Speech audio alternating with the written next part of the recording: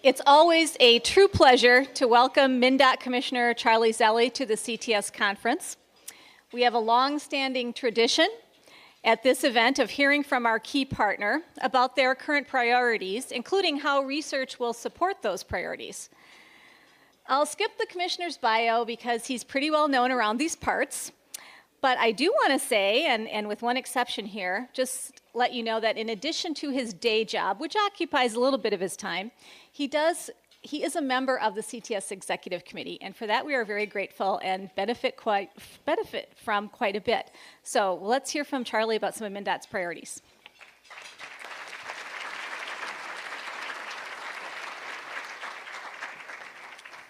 Thank you, Lori, and honestly, it's great to be here among friends. I didn't know this was a long-standing tradition, so that's good to know, to hear from the MnDOT Commissioner.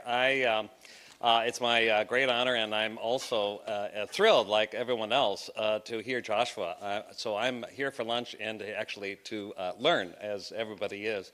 You know, MnDOT does have a great tradition toward research and toward innovation, I'd like to think. And we also know that it's very much of a collaborative effort, and innovation is about actually more about implementation. And I am struck by all the faces in the room who are engaged in this period of time when things are happening quickly. You know, I could talk about MnDOT priorities, and I will just talk about those just for a second, but you know, how exciting it is to be involved in something that is going through such rapid change and sometimes hard to keep up. I had a young millennial came up to me, said, did I know that transportation infrastructure was as cool as it really is now when I became commissioner? And I said, well, it's good to know you think that. I said, yeah, of course I knew that. Honestly, MnDOT, in thinking about priorities, I'm not going to whine about the fact that infrastructure is undercapitalized, although I understand there was a few panels about that this morning. I am interested in how we are putting forth a 5-year strategic operating plan. And that operating plan is about the way we actually think about transportation in this room and how it's evolved. It is actually not about the roads and the trains and the planes themselves. It's about the purpose that transportation provides, which is our prosperity, which is our environmental health. It's about our personal health and the livability of our cities. And it is driving that vision that is actually informing our operating plan. And we've just finished a 5-year strategic kind of framework for our research, because our research has been such an important part of MnDOT's tradition for years. Everybody knows about our Min-Road facilities. People know that we put half the amount of salt on our roads as some of our neighboring states because we actually have pretty fancy gizmos, and I know there's technical terms for GPS computers in our trucks, but that only happens because we've actually applied some pretty deep thinking and work with both private and nonprofit partners. People know that we actually are restoring prairies along the western part of the state, not just because we care about restoring roadside vegetation for pollinators, but actually provides incredible soil retention and stops snow from blowing across the road. So I always love the fact that innovation for us is about how do you get big ideas deployed as quickly as possible. Some of you may be thinking about all the technology that we're facing, and you'll be pleased to know, you'll read about in the paper when it gets disclosed, all the use of cameras are now actually being tested to help law enforcement. We can't have tickets by camera anymore, but we can have cameras notify the State Patrol just down the road. So, you know, just a helpful hint, if you're driving down 394 in the sane lane, just make sure you got 2 people in the car. Over the next few weeks, you might be part of our test study. I do want to mention just a couple of quick things. My staff will be mad if I don't mention the autonomous bus pilot program that we're doing, and are going to be fully displayed during the Super Bowl. And Robin Hutchinson, who is out of view right now for a reason, I'm hiding from her because we're working that out with the city of Minneapolis. Oh, she ran away. Oh, there she is. Okay. All right. You know, and this is, of course, great fear in Metro Transit when we announced this program. But the fact is, you know, if you're going to be involved in something that's practical, you do it by actually not waiting around. We really need to be engaged with projects as they develop. I'm actually thrilled that we've reconstituted what's called a STIC committee. There's so many icks in bureaucracy, but this one is the State Transportation Innovation Council, and has many outsiders. Many of you in the room are part of that committee. And as much as we look at concrete and bridge, you know, technology, and we've done some pretty innovative things. We've used Dawn soap detergent to slide in bridges. We've built bridges on the side of a river. But what we're really interested in is how are we going to actually harness all this technology into the way we want to live? How are we going to actually channel all this, there's a reason they call it disruptive. How are we going to actually do that toward our ultimate goals for what we care about in the state of Minnesota? So we love having partners, most especially the partner of CTS, and I'm looking forward to working with all of you, and I'm most looking forward to hearing what's happening in LA. So thank you so much.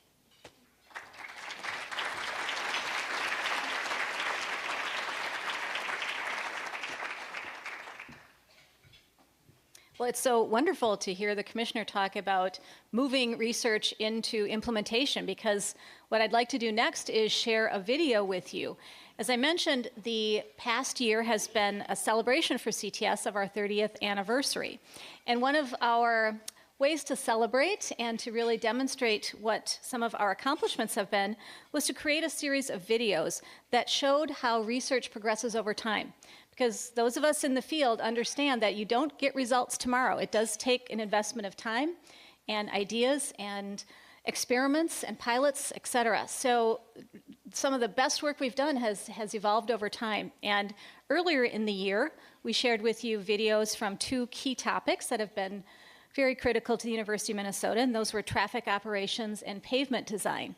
Well, today we're excited to debut the third video in an area that MnDOT has just shown tremendous leadership and been a great partner for us, and they are on the front line of implementing this work. So the new video explains how accessibility measures how well transportation systems fulfill people's needs to reach destinations. This video builds on some work that's been ongoing for literally decades here at the University of Minnesota from two important previous research projects, the Transportation and Regional Growth Study and the Access to Destination Study. So please take a look at this work.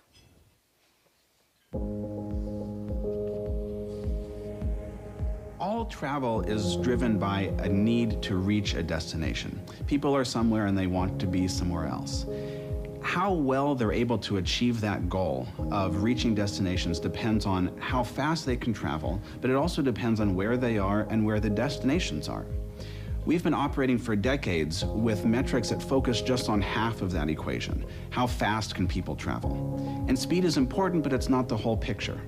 We're focused on accessibility as a metric that looks at that end-to-end purpose of transportation, fulfilling people's need to reach destinations. The Accessibility Observatory is pushing the envelope and staying ahead of research into what new types of metrics are possible, improving the detail and the resolution in our metrics, and finally transferring all of this into practice.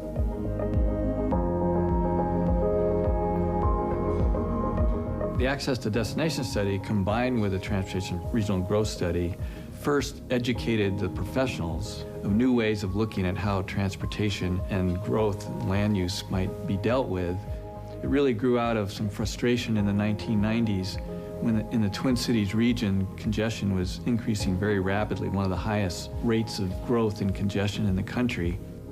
The primary takeaway of the research team was really a better understanding of congestion. And congestion is not necessarily bad. It is an indicator, in fact, of economic vitality. And if we want to understand congestion, we really need to look at the cause, and that's much more related to land use decisions and land use development and planning. That conclusion of how land use and transportation are so linked led us to ask, well, how can we measure that? How do we know how well that overall system is performing? Transportation users expect agencies like MnDOT and our regional and local partners to make the right investments at the right places and to ensure that they can get where they need to go when they need to get there. So accessibility data can help agencies make investment decisions that get the most benefit from the transportation dollars.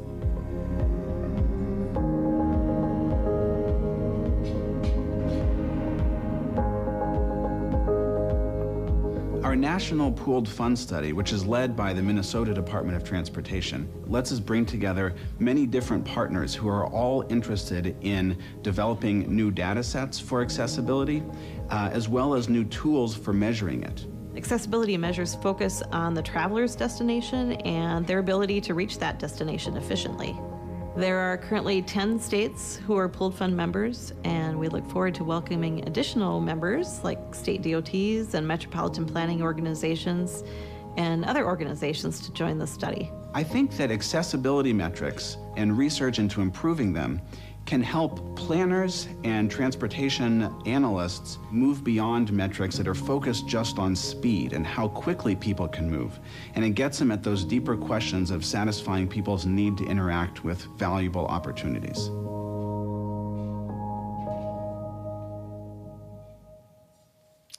Excellent. Another big shout out and thank you to MnDOT. You can see their clear leadership nationally and internationally in this area. Commissioner Zelle, that even started with Commissioner Zelle, who urged the organization to take a serious look at this. Tim Henkel, who brought it to the level of AASHTO to make sure that other states could get interested in it, and Jean Wallace, Deanna Belden, who are really carrying the ball with us now. So we're really proud of this work.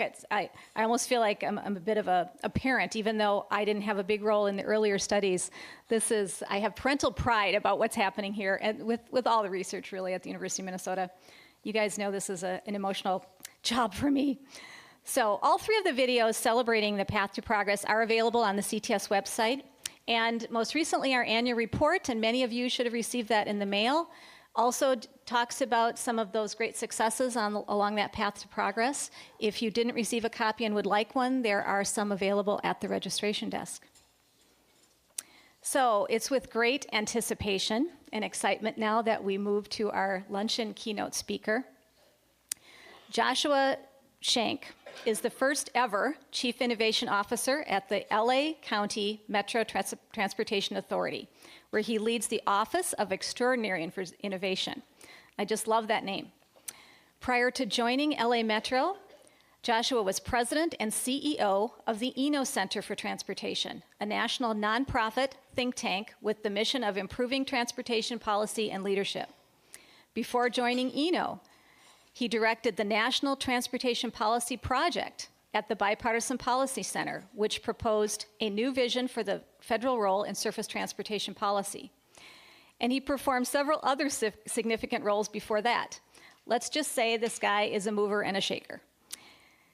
His energy, enthusiasm, and curiosity, his personality are just wonderful. I had a chance to hear him speak a little over a year ago, which put that little seed in my mind that I wanted to bring him here to Minnesota, and we were thrilled that we could do that. It's easy to see why he is in high demand and has had some really fantastic high-level jobs. If you're ever in the mood to work in Minnesota, please think about CTS. So without further ado, let's welcome Joshua Schank.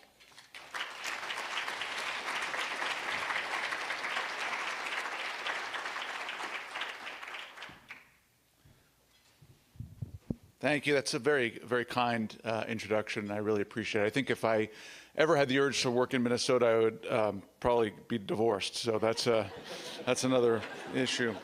That's the problem when you marry a native Angelino. But so here's the story. I'm gonna talk about the Office of Extraordinary Innovation. I want to set a little bit of a context for what's happening with LA Metro. And the way I'm going to do this is I'm going to give you some examples of some of the feedback that we often get trying to be an innovation office in a large public agency. Now, LA Metro is an agency of 10,000 people. Most of those people, about 9,000 of them, are operators, maintenance folks, not on email. So about 1,000 of us are really running the organization from an administrative perspective, and it's a county of about 10 to 11 million people with 1.3 million riders a day. So what does all that mean? That means that in a county of 10 to 11 million people, a very small percentage are actually using public transit.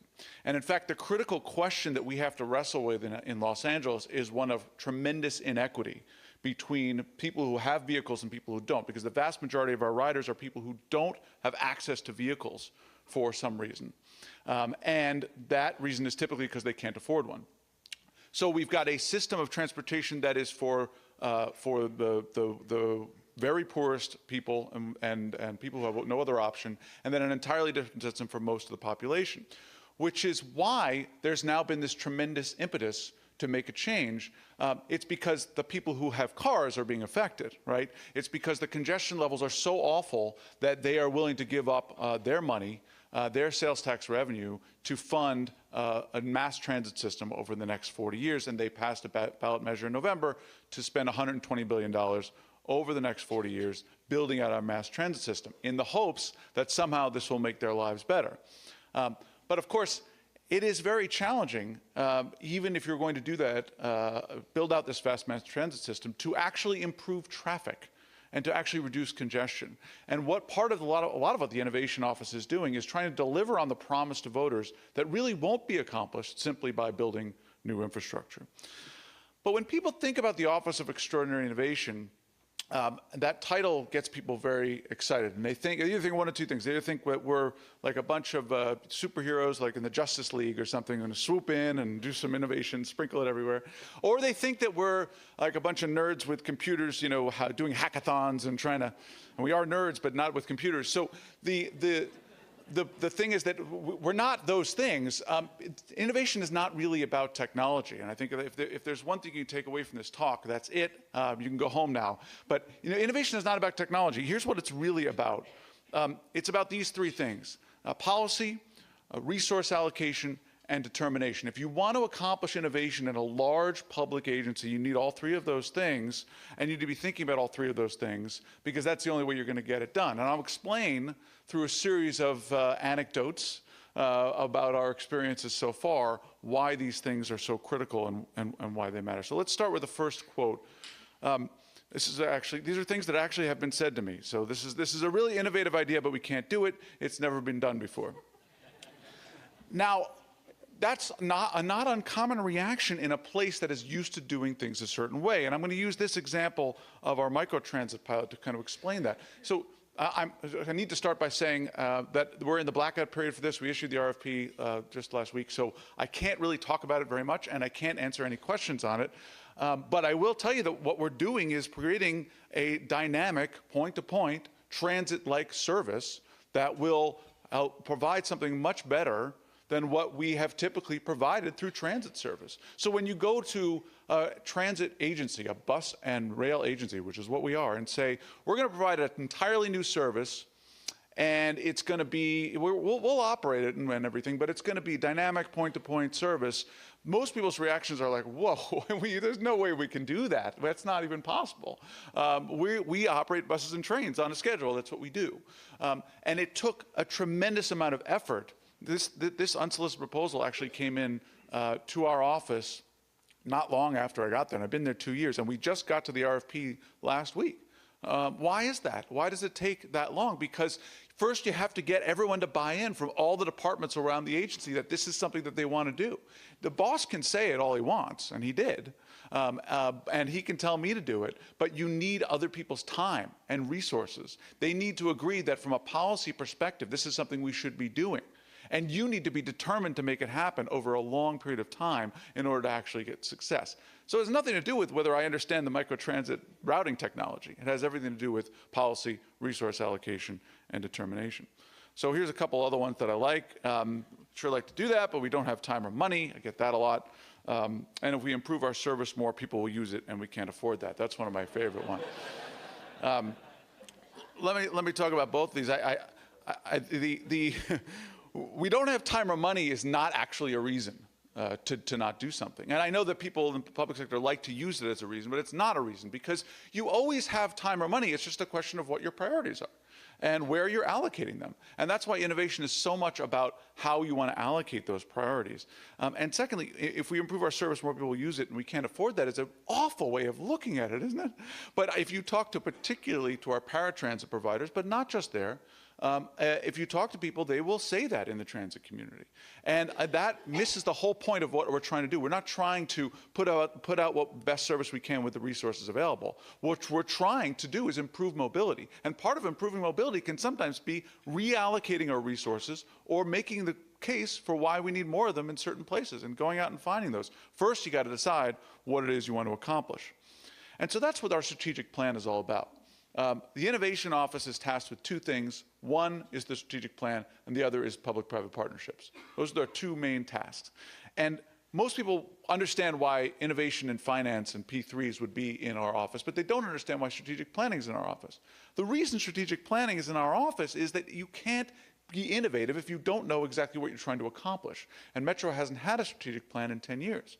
So developing a strategic plan that says these are our goals, and here are all the objective measures that we're going to use to see whether we're accomplishing them. And here are the strategic initiatives that we're going to use to accomplish those metrics and those goals is critical to determining the most innovative path to them.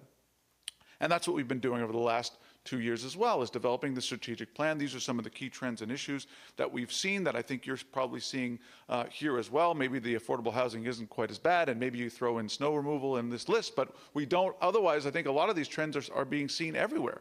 And we need to figure out how to tackle them. And the way that we tackle them is by setting priorities and setting strategic initiatives.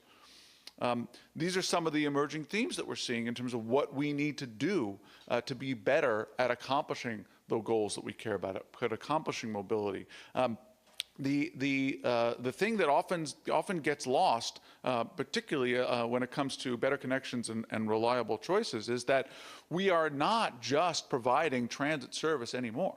That's not our job, and that can't be the job of any transit agency. We actually operate bike share. We do express toll lanes. And we provide a tremendous amount of funding to localities within LA County. There are 88 cities in LA County. We fund them to build their streets and to maintain their transportation systems. So all of that has to be looked at through the lens of what it is we're trying to do. It can't just be that we do that because that's what we've always done or that's what the politicians want us to do. We have to figure out how we're going to allocate those resources effectively. I'll give you an example. If we know that the only way we're going to get people faster is by dedicating lanes on our existing roadways to multiple occupancy vehicles or particularly to buses, which is clearly the case in Los Angeles, then how are we going to work with our partners in the cities to get that space allocated? It only happens if you have the resources within Metro dedicated to making that happen. So that's what the strategic plan can help us do, is say, well, that's something we need to dedicate resources to, and maybe there are some other things that are less of a priority. We're almost ready to release the strategic plan. In fact, we're going to be releasing a draft version in January. You can feel free to take a look and even submit your comments if you like. And we're going to hope to adopt it in early 2018. And once we've adopted the strategic plan, the critical issue is to follow up and monitor progress among all the departments. I think a lot of places make a mistake of saying, well, let's have a strategic plan, but then that plan sitting on a shelf doesn't actually accomplish anything. So we're going to develop, my boss, Phil Washington, if you haven't met him, extraordinary individual, which is why he named the office extraordinary, I think. He is a military vet, and he loves this concept of a mission essential task list, called a METAL, which is what's going to come out of the strategic plan. And every department's going to have their mission essential task list that they need to follow that is coming out of strategic initiatives that have been developed in the plan. And if anyone can keep them on task, it's my boss. This is another quote that we get a lot. We could have thought of that on our own. I think of this the way I think about when I studied modern art in high school, right? I would say, well, I could do that. Yes, but you didn't. That's the critical thing. You didn't do it. And that's usually what happens with a lot of ideas. So we have this unsolicited proposal policy. The policy began in February 2016, where we said, look, we're open to ideas, give them to us. It was kind of like a vast crowdsource of how do we solve all of these transportation problems? Because Los Angeles, aside from transportation and homelessness, which are the two critical issues people care about, life is perfect, right? So we had to figure out how are we going to solve this critical issue of transportation, and we need to crowdsource that problem because what we're doing internally is not going to be enough. And we said any private sector company can give us their ideas, and we will move forward with those ideas through this unsolicited proposal policy. It doesn't mean we're going to award them a contract. It means that we can result in an RFP, which is what happened with the microtransit. So far, we've received 81, actually up to 83 proposals. They keep coming. Reviewed a number of concepts, and some of these are being brought to what we call the implementation phase, which is where we go to a competitive process typically. Sometimes we do a proof of concept along the way where someone will let us test it for free, and that's a great way to determine whether we want to go to a competitive process. But what's great about this whole internal process is that it brings people from across departments together to think about how to solve problems. So it's not just that we're getting the ideas, it's that then we're forced to think as an organization about whether we like that idea. So my staff often gets annoyed with me because we have to write letters when we reject the proposals saying, this is why we rejected it. And they usually draft a letter, and I usually send it back and say, that's not good enough. We have to give them a better reason why we're rejecting it. It can't just be, well, we don't like this, or we don't feel like doing it right now, which is often how it reads. You have to say, this is why this isn't going to work. And the reason I push them to do that is that it makes the people who are rejecting it, which is never our department, we're bringing together other departments and experts in subject matter to figure these things out. It makes them think, are you not doing this because you don't feel like it? Because you don't have the time, which is not a real excuse? Or is it because the cost of doing this is greater than the potential benefit? That's the only reason that you would reject a proposal. You have to figure out, is the cost of doing it greater than the benefit? Because you can do anything if you really want to. The question is, what's the price? What's the price in terms of your time? What's the price in terms of regulatory changes? What's the price in terms of all the battles you have to fight? What's the price in terms of actual money? All those things have to be weighed against the potential benefit. That's how you make the decision. And that kind of decision making has been tremendously beneficial for the agency because now we are forced to think about new ideas all the time. So just to give you a sense of where all these proposals are, most of them get declined. We're certainly getting a lot of stuff that isn't particularly valuable, but a lot of them have moved forward, and some of them for major capital projects, and I'll talk about those in a minute. But a number of them are going places. This is just a kind of sense of what types of proposals we get. Obviously, when you have $120 billion that you're looking to spend, people have ideas about how you want to spend that money. They want you to spend that money, and a lot of it is on major capital projects, a lot of tech stuff, as you would expect, but also the safety, security, and asset management category is really interesting. Get a lot of people coming in with new ideas there. And I've tried to break this down by so many different ways. You could create whatever categories you want, just to give you a sense. So on the mega project side, we've advanced 3 mega projects based on unsolicited proposals. And so what does that mean? So we promised to build out this transportation network over the next 40 years, but the problem exists today, and most people would like to still be alive when the problem is somewhat solved. So there's a tremendous demand for acceleration of these projects. And so one of the primary goals of the unsolicited proposal process and of the P3 program is to accelerate the implementation of these projects. We heard earlier from our earlier panel discussion about P3s. They said that really the only real good reason to use a P3 is to bring a project to bear faster and for less money. That's what we're trying to do. And we received 3 that we've advanced to the RFP stage. One is for this West Santa Ana branch. I'll talk about that in a minute. That's going to be a competitive, straightforward P3 project. The next is Sepulveda Pass Transit Corridor, which is a project development agreement, which is a different type of project. I'll tell you about that. And then our strategic managed lanes, that's our express lanes, which is going to be a toll bond underwriting pool.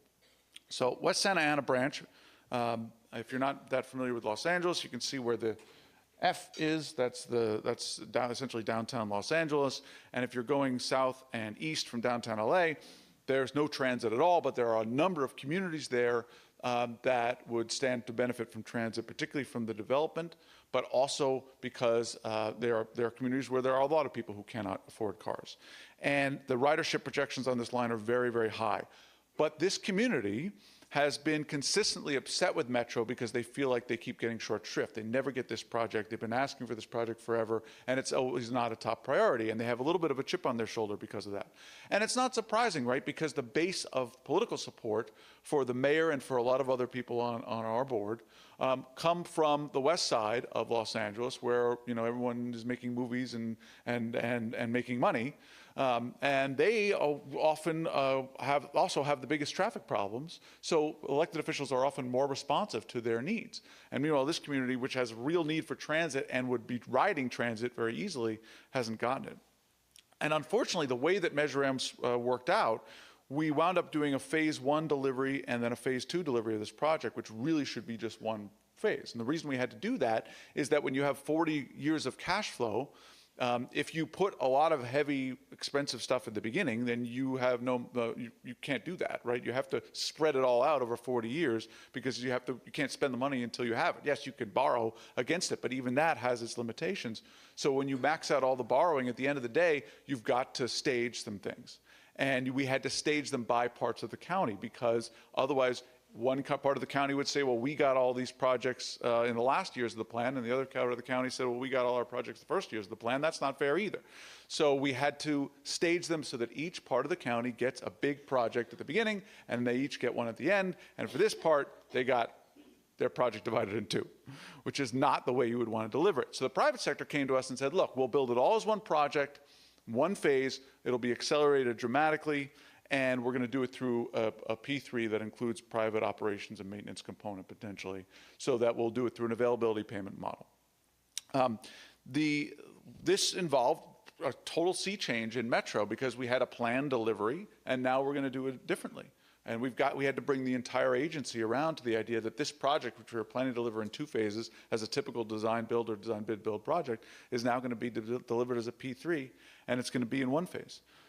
So that's going to, we just made that announcement. We're moving to RFP. We're hoping to get there within 1.5 to 2 years, which is when the environmental process will be complete. Sepulveda Pass, and this is one of those expensive West Side projects I was talking about, where all the rich people live. And this is if you've ever been to Los Angeles, you know that there's the valley and then the city on the west side. If you live in the valley, it's very difficult to get to the city, and a lot of people experience this when they go to Los Angeles, because if you go to LAX, you get to the 405 and you realize why you can't get anywhere. And so there's a huge mountain in the middle. That's why. And so there's only so many passes through the mountain. So there's a tremendous need for a transit option through that mountain pass. It's like having a lake in the middle of your city. You have to have more capacity to get through it, and building more highways is really not going to do anything because the demand is insatiable. So what we're going to do is we're going to build express toll lanes on that highway. So they're going to be limited. They're going to be free flow lanes that are tolled based on time of day and allow HOVs that will always flow. And then we're going to build a transit option. Our plan was to use $9.8 billion to build a transit, probably a tunnel underneath the mountains. The unsolicited proposal policy resulted in 2 proposals that didn't do that and still put a transit portion through. That's pretty cool. And this is a great example of, people did say to me, well, we could have thought of that. We could have thought of it, but we weren't going to do it because that's not how we were thinking about the project. We were thinking about, and I can't tell you what it is. I'm sorry, I forgot to mention that. So I can't tell you what it is. You'll find out. But it's the idea is something that we wouldn't have thought of, because when engineers in particular look at a problem, they're like, well, how many people are here and how many people are there, and how do I build something that will serve all those people? But when the private sector looks at the same problem and thinks, we're going to have skin in this game, we're going to be putting money towards this thing, and we're going to have to operate it and maintain it for 30 years, what should we build? They come up with an entirely different thing to build. Now, one is not necessarily better than the other, but I would argue that getting something that costs less than $9.8 billion, that carries a lot of people through here, is more valuable than hoping that someday we'll be able to complete a mega project of tunneling through a mountain. So the private sector came up with a solution that I think is really exciting. We're doing a project development agreement, which you haven't heard of that. That's what you do if you have a P3 that is still relatively undefined. So we haven't started the environmental process on this project yet. We're going to bring the private sector in at the beginning of the environmental process. They're going to help guide that process with an eye towards the fact that they're going to get the contract to design, build, operate, maintain the facility. And what that means is that there'll be that financial issue lingering over the environmental process, creating a need to make sure that it isn't just the gold-plated project that everyone wants, but there's some discipline and some market discipline brought to the project to make sure that it actually is feasible to build it and operate and maintain it, because there are people with skin in the game. The drawback of that process is that at the end of the environmental process, they will have right of first refusal on that project. So there will not be a competitive process really at the end. We're going to be held captive by them, and they're largely going to be held captive by us because we haven't paid them really for the true cost of their work. So it's a dynamic that is treacherous and challenging, and there are a lot of people within our organization who are very nervous about going down this road. My boss is not one of them. But we're doing it because if you don't do that, and if you just go through the process the normal way, this project is going to take decades. And this is the shot we have at trying to get it done faster. We might pay more, we might have a little bit of a challenge compared to an ideal scenario, but it's still something that's very exciting and I think will yield results. And then the third mega project is our express lanes. This is another great example of we could have thought of that, but we didn't. We were planning to build out our express lane network through most of our freeways in LA over the next 40 years, based primarily on political considerations, right? Like we put one project here to get, and then another project here, and spread it around to get everyone to vote for Measure M, which worked. We got 71% of the vote, but now we got to build the thing. And Goldman Sachs looked at this and said, that doesn't really make any sense. What you want to do is build the projects with the most revenue first and use that revenue to finance the next project. You bond against the entire network revenue, and then you can get the whole thing done in 10 years, everybody's happy. And that's exactly what we're doing. And it is very frustrating because the people who run our congestion management program, who are very smart, very capable people, and wonderful people to work with, but they immediately adopted this and said, yeah, we were going to do that. We are absolutely going to do that. And I'm not going to argue with them, you know. Fine, you were going to do it, and now we're doing it. So it's not just the major capital projects, though. It's a lot of other stuff. This is a list of some of the innovation pilots that are currently under development or in implementation. I'll talk through a few of these, and then if you have questions about the other ones, I'm happy to do that. These are some of the more exciting things that we do, because this is what people mostly think of when they think of innovation office, right? It's like you trying out new technologies and testing new things. Yeah, we do that too, and that's important. But you can see there's a wide range of stuff, right? And one of the things we've been talking about is we're going to need to focus our unsolicited proposal policy more to get solutions to the problems that we care about the most. Because what we're now you're just kind of throwing everything at the wall and we're picking what's good. But we have real critical challenges that are more important, higher priorities, that we need to articulate to the private sector to help us solve. And that's what's going to come out of the strategic plan. So that's why we have things like lighted safety vests on the list, and also, you know, microtransit and drones. There's everything. So here's one of the things that I've heard people say to me: we shouldn't give our customers more options; that will confuse them. It's weird, right? Transit is like the only industry, I think, that thinks that way. Maybe there are other transportation, but it's such a weird frame of mind, but it is true. And particularly in Los Angeles, you know, I come from New York and I lived in DC and Boston for a long time. And in those cities, you know, transit is considered an option for everybody. It is not that you just drive first and then, you know, transit is for poor people. Everybody thinks that transit is part of their lives. And that's not true in Los Angeles. Los Angeles has a strong history of, because we had no rail system for so long, and because our freeway network is so robust, of saying, look, transit is this social service we have to provide for people who have no other option, so they'll take what they can get.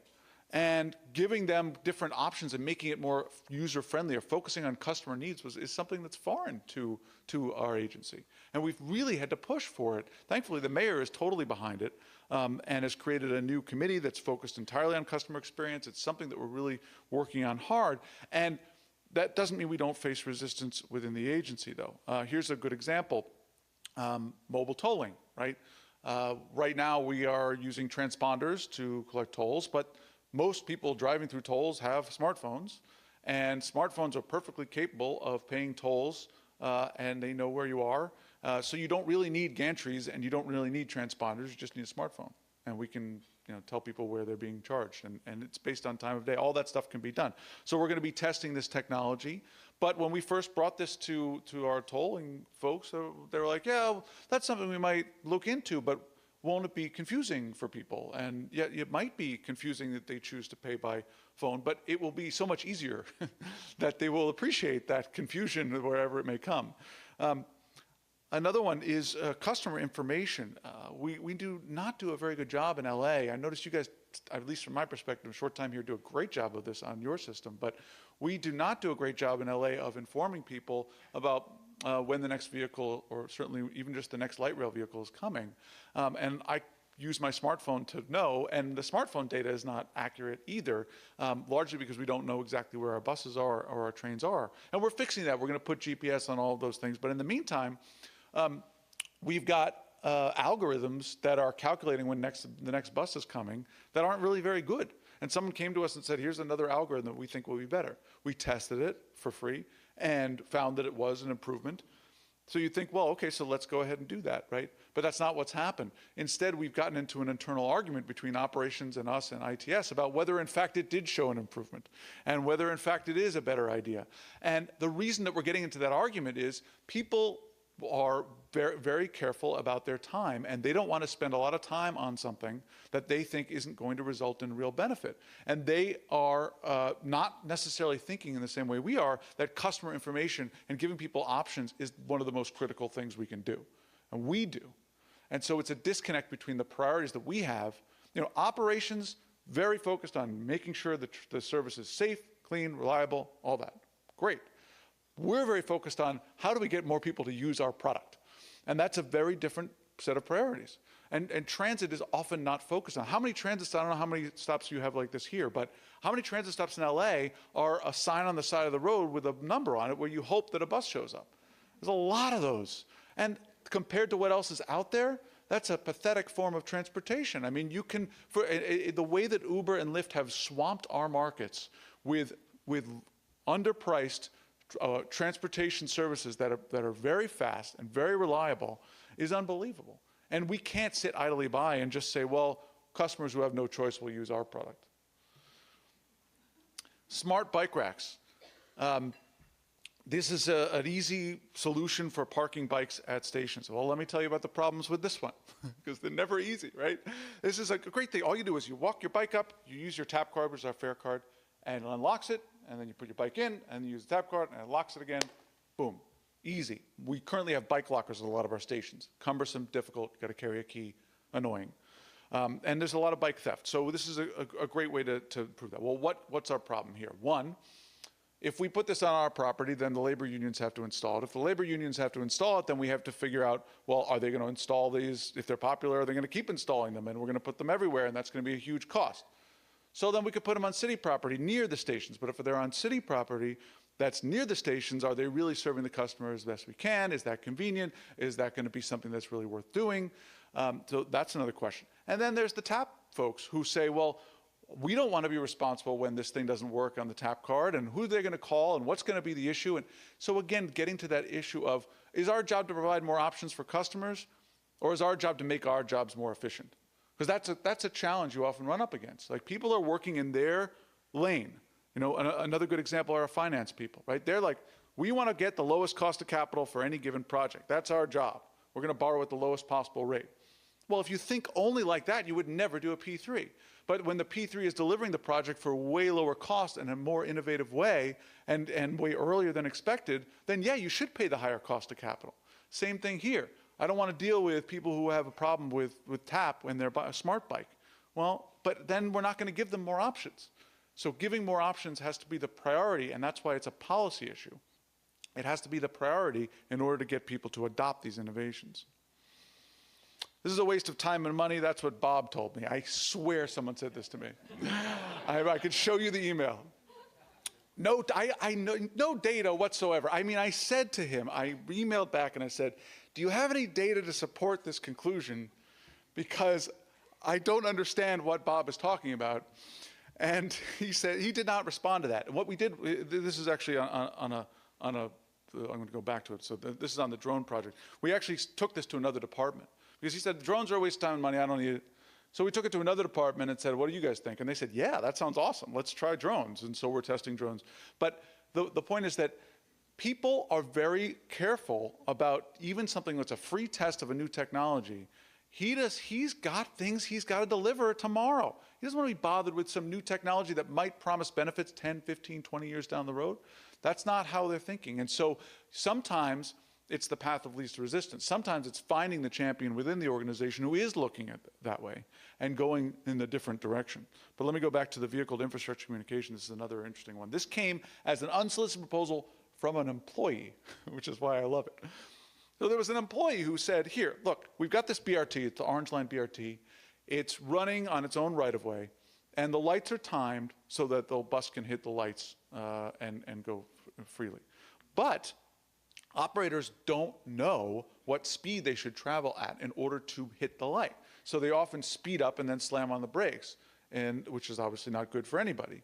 So why don't we just give them the information about what speed to travel in order to make the next light, and then it'll be a smoother ride. Really simple concept.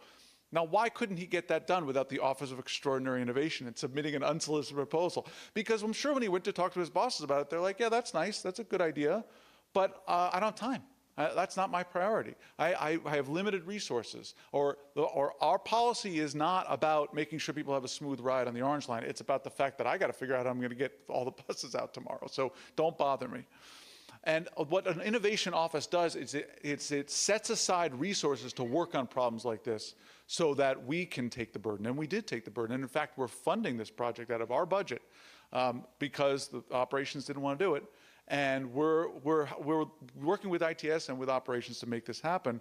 And it's exciting for employees because they feel like when they see this happening, look, we could suggest ideas and they could become a reality. Why would we help a competitor? That's a question we've gotten, right? I think that question goes to the heart of the issue of what is our goal and the strategic plan. What is our policy objective? Because if our policy objective is get more people to use our services, that's actually not what people are giving us money for. People did not vote to give us money so that more people would ride transit, right? There's a famous Onion headline that you may recall from years ago that said, 98% of Americans prefer public transportation for others, right? And that's kind of how LA is, right? Everyone's like, well, let's just pour money into public transit. Maybe some people will use that and I can drive finally for free. That's just not how it works.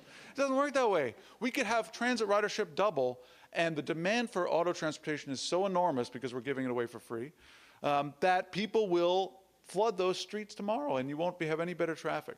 So it's focusing on the goal that we are a mobility provider and our job is to get more people where they're going faster, rather than thinking that our job is to get more people on transit. That is so critical to our success. And I'll just give you a quick example of the partnership with the Transportation Network Company that we're doing. And it says TNC to be named later because we were partnering with Lyft on this, and we're now switching them out, which is a whole other story that I'll tell briefly. But and we know who it's going to be, but I can't tell you because we haven't announced it yet. What's interesting about this, so we got a grant from FTA to do this Mobility on Demand Sandbox project, to partner with the TNC to do first last mile services to and from 3 of our stations. And great idea, but what TNCs say and how they actually act are 2 very different things. And that's why we get to these policy issues that are so critical, right? Because TNCs, if you hear them talk publicly, will say, we want to get more people in shared rides, we want to transform mobility, we're all about the revolution in sharing. They say those things. But to do that, you actually have to partner with public agencies because on their own, they're not doing it. On their own, what they're doing is they have a tremendous amount of venture capital money, and they are swamping markets with that venture capital money and losing money on rides so that they can dominate each other and dominate transit agencies. That's what's happening in Los Angeles, is they're taking passengers away by dramatically underpricing their business. We've seen this before in other industries. I come from a background a little bit in the aviation industry, and the low-cost carriers would come in, and the big carriers would drop all their prices and kill those carriers and knock them out of the market. Same thing's happening with Uber and Lyft. They are coming in with these huge venture capital-backed subsidies for their product. Not surprisingly, people are moving away from transit. The problem is that when those guys actually have to raise their prices, transit service is going to be gone. So there's a real disconnect. And when it comes to working with them, they might say they want to partner with us, but partnering actually means that both people bring things to the table and both people put in skin in the game. And what they don't provide that's critical for us is they don't provide service for people with disabilities. They don't provide service to people without smartphones. And remember, a lot of people have smartphones but don't have data plans. That's another issue that people often forget about. And they don't provide service for people who don't have bank accounts. So, and also some people, even though it's underpriced, it's still unaffordable. So that's 4 groups of people who are our core customers, by the way, who cannot access these services. So what we're trying to do is see, well, if we allow them to access these services, bring the best of the public and private sector together, would they use them? And would they use them to access public transportation? So we're going to take 3 pilot stations, draw a 3-mile radius around them and say, let's open these up to everybody and see if it increases transit ridership. If it does, then that could be the basis for a great partnership. But within the agency, we've definitely faced resistance to that idea. We did a smaller partnership with Uber when we opened our Expo line last year. And the resistance was, well, we're promoting a competitor. Why would we do that? That reflects an old school goal that transportation in the public sector is about getting more people on public sector transportation. That's not what it is, though. The transportation in the public sector is about improving transportation, improving mobility, and it's that shift in mindset that's so critical. So let me just sum up by talking about the culture of innovation that I believe we've created at Metro that goes beyond our office. One of the key things I've talked about is systems thinking, right? Matrix-based structure, so systems over silos. A lot of people like to talk about LA Metro and say we have these silos of excellence, right? Everybody in their silo is doing great. But that in order to work together, we have to think about a strategic plan. We have to think about innovation from a matrix standpoint, everybody coming together to think about it. And that gets the issue of policy. What is our policy? What are we trying to accomplish? Those are the things that start to get discussed when you bring people together. Market exposure. People have to see what's out there, and they're getting to see that because of the unsolicited proposal policy. And it's getting them to rethink resource allocation. Usually we go into a room when we bring people together to evaluate an unsolicited proposal, and the first thing they say is no, and the second thing they say is we can't. And so we have to kind of flip that conversation. And we say, instead of telling us why we can't do this, instead tell us what it would take to get it done. How much is it going to cost? What are all the obstacles? Let's add all that up and figure out what it's going to take to get it done, and then look at whether it's worth it. That's the decision we have to make. And exposing people to ideas and forcing them to think that way has been really valuable. Problem solving. So thinking about whether something fits into Metro definitely ensures problem solving over obstacle identification. Usually people are focused on obstacle identification because that's the easiest thing to focus on. You can say, well, I can't do it because of this, I can't do it because of that, just get it out of here. And that's the quick and easy way out. Instead, we say, no, let's solve this problem. That takes a tremendous amount of determination. I can't tell you how many meetings I've had where they said no, and I said, all right, I'm going to have to come back to you again and again, and I have to go talk to your person who's your supervisor, and then I might have to talk to my boss, and I might have to talk to a board member. I might have to keep working my way up the chain until somebody agrees to make you do this, because it is something that's really critical, and you can't just discard it because you don't want to deal with the problems it presents. Critical thinking.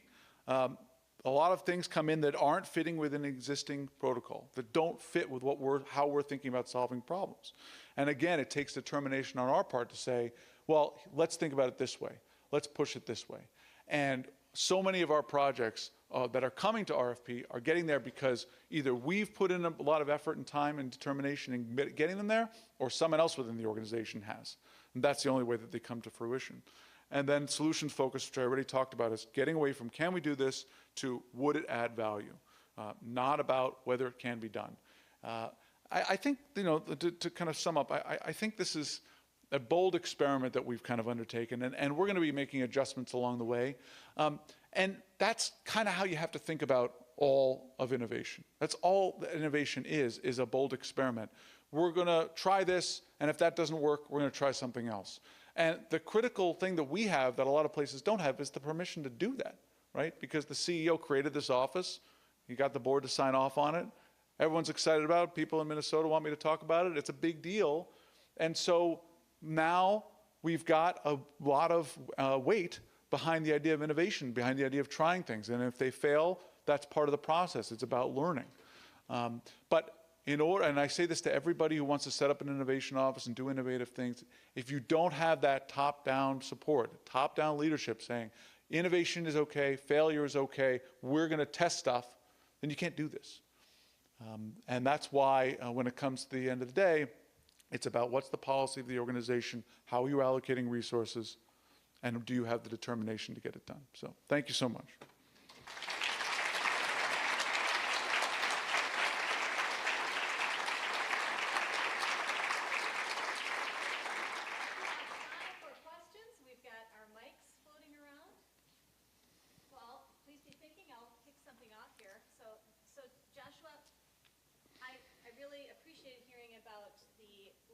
having everybody look at the benefits and the costs of the project. So I have kind of two questions there.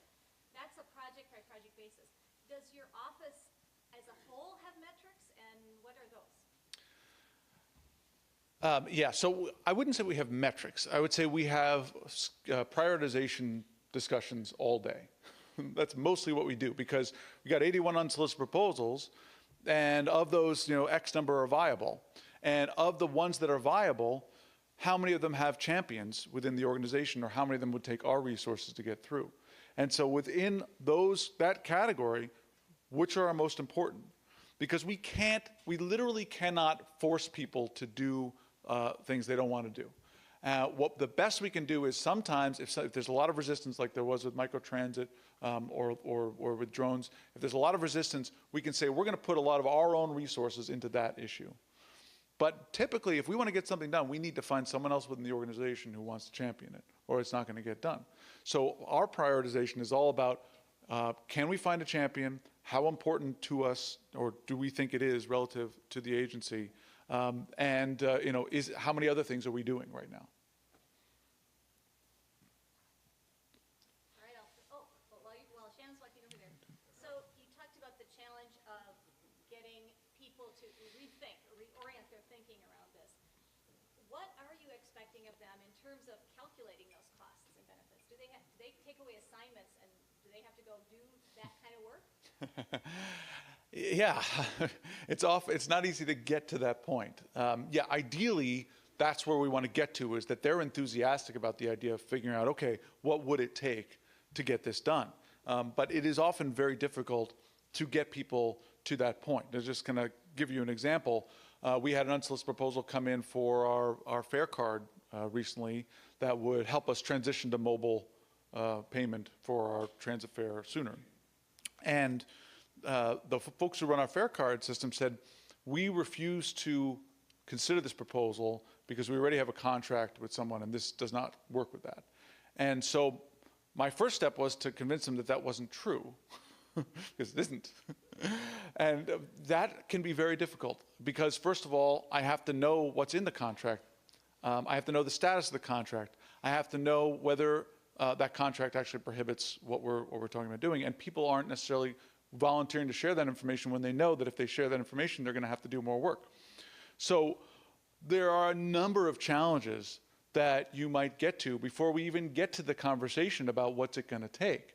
And then so there's a lot of steps that are bargaining with people and saying, can you do this? Can you do that? Can you look at this? And then finally, at some point, they might see the value, and they'll be able to move forward. And that's why I put so much emphasis on our responses to the private sector, because I want them to get a response that indicates that we really thought this through, and that it wasn't just a lot of resistance was happening internally. We do have a question over there. Hi, I have two questions for you. The first one is that the proposals that you receive that are open to the public to submit proposals, are those also open to the public to see, or what point do they become public? And then second question is, can you explain a little bit more on what P3 is? I'm pretty unfamiliar with that. Oh, sure. Yeah, so on the first question, no, they're not open to the public until we reject them or we go to RFP. That's when they become open to the public. So once we've rejected them, yes, but until that time, they're considered in the blackout period. And then if we accept it and decide to move to RFP, you can't see them either, because that would be unfair. But you can see them when we release the RFP, they then become available. So it's kind of a process that's meant to balance the incentives of getting people to submit unsolicited proposals, which we clearly want to incentivize that, and give them some kind of feeling that they have some advantage of actually getting the work, with also maintaining a competitive process. That's our attempt to balance that. So what is P3?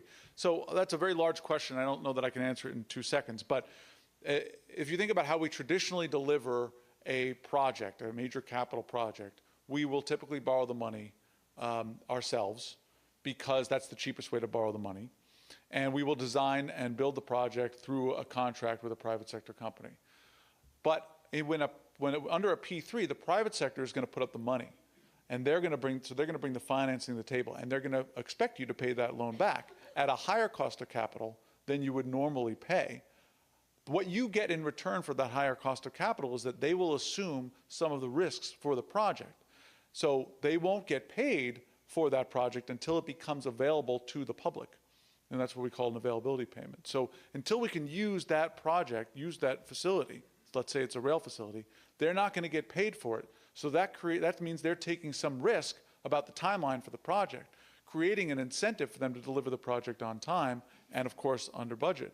It also creates an incentive for them to deliver it as quickly as possible, because the longer that money is hanging out there, the greater the risk exposure for them. So again, a lot of what I do is trying to bring the public sector policy goals together with private sector market discipline and innovation to create a better outcome for everybody. So one of your early slides said that one of your issues you were facing or you wanted to do was to clarify your position regarding single occupancy vehicles. Yeah. Have you done that, and what is it? Yeah, so that's going to be clarified through our strategic plan. And what I mean by that, it's a great question. What I mean by that is we're all over the place. We are funding streets and highways in the county that are free to cars. And we're also at the same time building out a transit network and losing transit ridership. So to me, those two things are not achieving the same goal.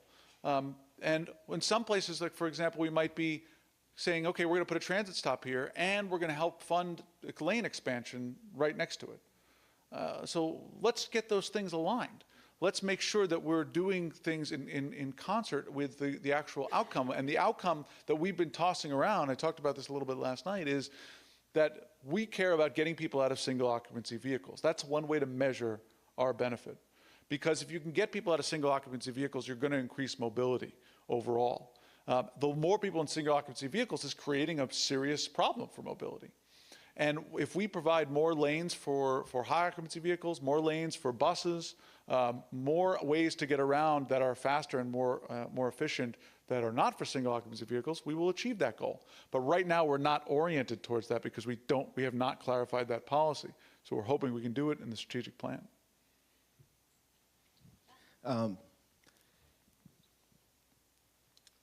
Okay, formulating the question. It seems to me from your speech that your department, the people in your office are putting a lot of effort in selling, catering the ideas and the projects to the rest of the organization. How critical that role is? How critical are what? The role of not actually supporting the idea or pushing it through, but actually selling it, actually being the champion before the champion. So I don't like to think of it as selling. I like to think of it as objectively presenting an idea and forcing the conversation towards trade-offs and towards costs and benefits, rather than saying, well, this is a great idea and you should totally do it here. We don't do that, because that's not a strategy that works. Instead, what we try to do is say, if you don't think we should do this, I'm going to ask so many questions about why you think we shouldn't do this that eventually either you're going to come around to the fact, yeah, maybe we should do it, or I'll come around to the fact that we shouldn't. But the point is to force the consideration in a serious manner and not allow people to get away with rejecting things because they don't feel like it, or rejecting things because it's too much work, which is typically why people reject them, or because they're unfamiliar, or because it's not how we did it before, or because the union's going to object. Whatever the objection is, we don't just take it. We don't accept that. We then push further. Do you have many friends in the organization? It's funny, I conflict with one department more than others, which is the Office of Management and Budget, and we had which I think everyone conflicts with them, and we had to sit down, and she said, one thing you and I have in common is that everybody hates us. And there's a lot of truth to that. I think one of the stories that our deputy told me, which I think is a very poignant story, was that when she first got there, her job was to put in our Express Lanes program, which we got because the New York turned down the money for their program, and we were able to put our Express Lanes in. And when we did that, we were not a highway organization. We did not have any Express Lanes, and she was coming in on her own with this federal grant and saying, we're going to build Express Lanes. And everyone said, you're out of your mind. We're not going to do it. It's not possible. We can't possibly accomplish it. And it was something that we don't do. That's just not our thing. We're a transit agency. And then once she got it done, and it sounds like there was not a lot of sleeping between the time that she started and she got it done, which is why she's now our deputy CEO. Once she got it done, everybody in the organization wanted to be a part of it. Everybody saw it was a winner, and they got behind her. And that's slowly starting to happen with us too. Microtransit's the first big one. P3s are also happening. But as we get more and more successes that are coming out of our office, they're becoming friends with us, even if they may not have liked us to begin with. Glad to hear it. I think there's another question. Over here first. Okay.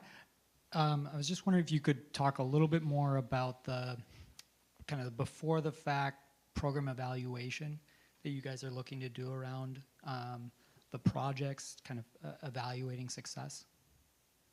Well, which projects do you mean? Just the ones that you're looking to advance, and how you're looking to structure your program evaluation.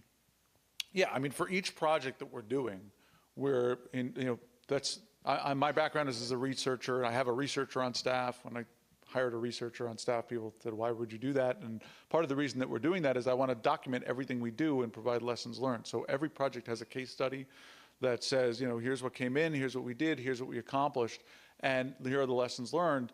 Now, none of the projects that we have so far, except for one, have gone entirely through the RFP and implementation. So there's limits to what we can put out so far. But yeah, we're going to be coming out with results that we hope to share with the larger community for each of these projects. And over here, Nicole. So because lower income individuals rely disproportionately on accessing the internet via their smartphone, but as you say, may not have data plans, do you have any strategies to work around these mobily assisted services of them trying to access it mobily when they maybe don't have access when they're out on foot? Yeah, it depends which service you mean, but in the case of a TNC or microtransit, people will be able to access those services using a regular phone. So we're going to work on exactly what that looks like, but the idea would be that you don't need a smartphone, you just need a phone. And that really gets to pretty much everybody. There aren't really payphones anymore in the city of Los Angeles, but that gets us as good as we can get. When it comes to passenger information, I think there's a lot of benefit to displaying passenger information for everyone, regardless of whether you have a smartphone or not.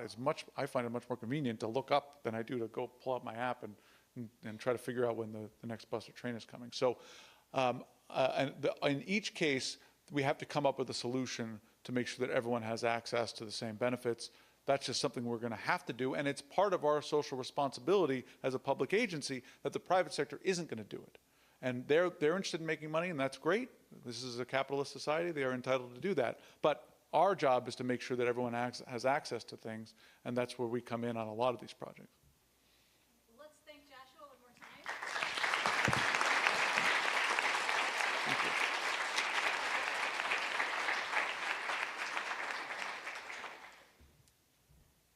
We may need to schedule a follow-up webinar so we can get you to fill in the blanks of all those secrets you were keeping.